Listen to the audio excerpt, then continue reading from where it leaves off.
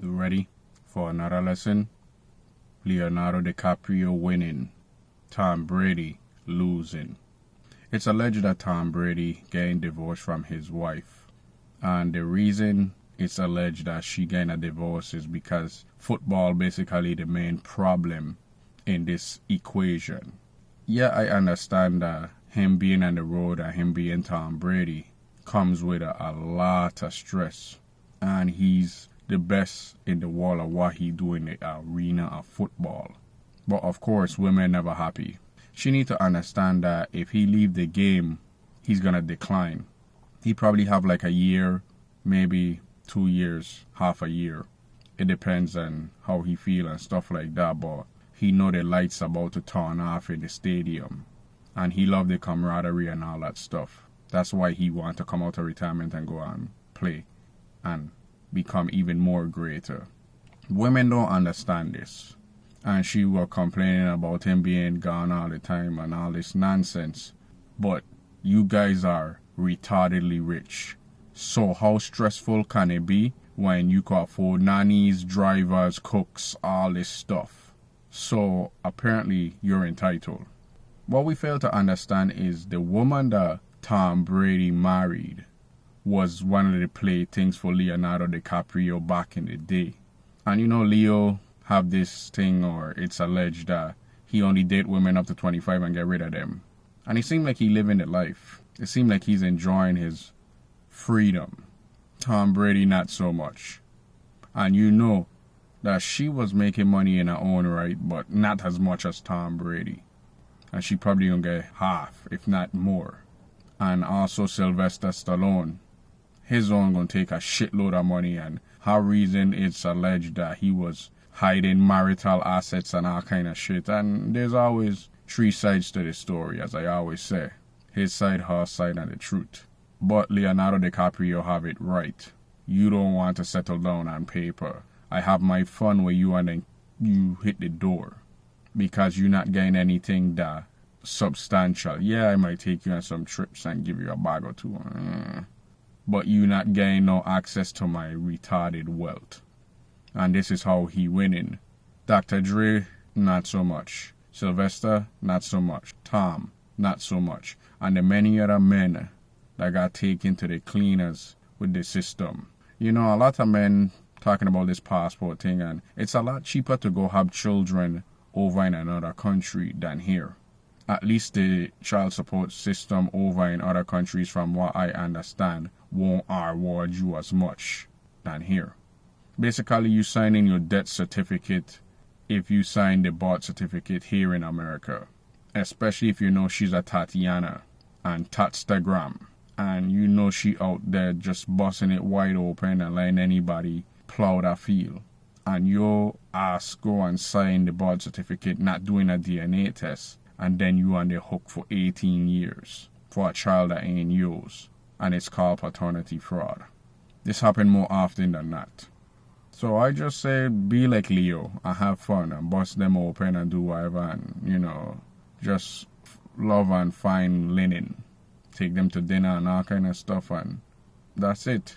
But if they asking for a ring, you talking to the wrong individual. Because I know that the tax benefits for being married is minuscule compared to what I can lose in the overall scheme of a divorce. And that's not worth the risk. Men are logical, men are all about numbers. I would rather stay single and mingle and have the opportunity to grow my wealth exponentially than to get married and have the government in our affairs.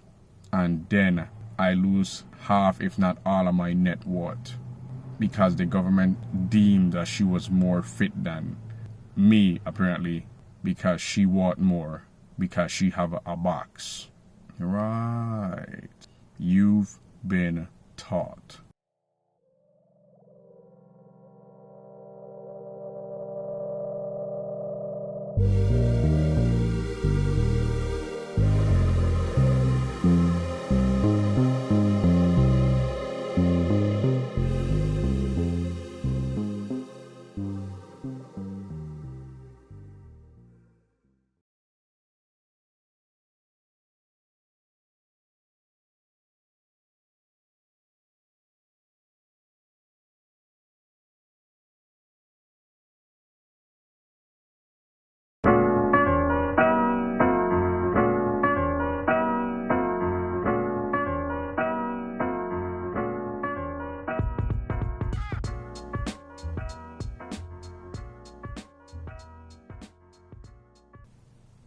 Ready for another lesson?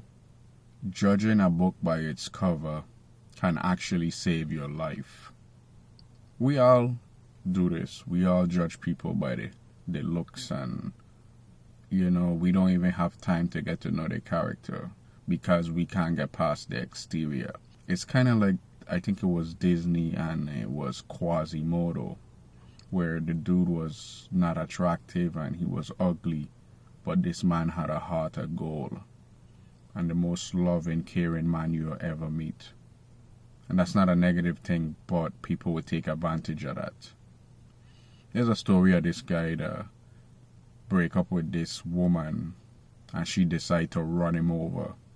The guy wasn't an ugly dude, but if you look at the female, this female just looked like she had problems. Mentally, psychologically, all the ease you want to insert here.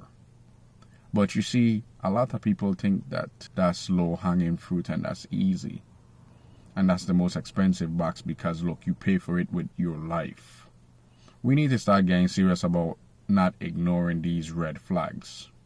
And a lot of people losing their life out here over stupid stuff, especially in today's day and age.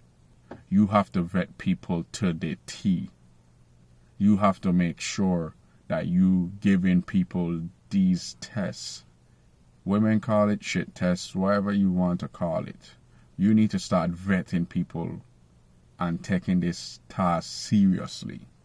I have a friend, he want to go around smashing and dashing and stuff like that. I tell him, you're playing a very dangerous game, especially in today's day and age. And with the menstrual 2 cycle and all kind of stupidness, they gunning for you. And especially if you're going to be a man of value, and you might not be valuable in the eyes of society right now, but later on, in a couple years, you become the man. And she remembered that day when you do something she didn't like, but she did it anyway because she wanted to appease you. And now she want compensation for that. And in the eyes of the law, you wrong and you're guilty until proven innocent. The red flags exist for a reason. And I remember a long time ago that this chick, she was attractive, but she was kind of handicapped.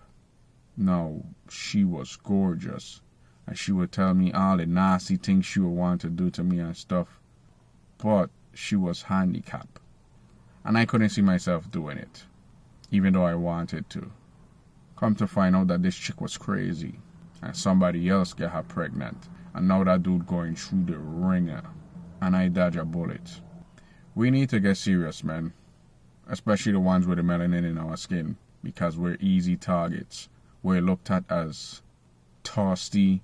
We're looked at as the bottom of the barrel above Hispanic men. And people just like, you know what? They just sexualize us because we sexualize ourselves, and the women do it as well too. Oh, it's taboo to be with us. Oh yeah, gray sweatpants anybody, blah blah blah. I would really hate for you or anybody that you know or I know to lose their life over stupid shit and ignoring red flags that was blatantly obvious, like the sun in the sky. And the thing about it is, they may be good at hiding their flaws and all the imperfections, but give it enough time and let her talk and she will reveal them to you. I just don't have time for it. And as I said before, and I'll say it again, I'm like a cockroach. As soon as the light turn on, they scatter. They're that easily spooked.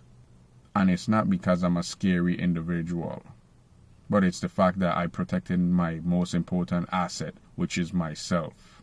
And this is how you avoid a bunch of BS. By being on guard 24/7, having your wall up 365. Because you don't want to be that guy. You've been taught.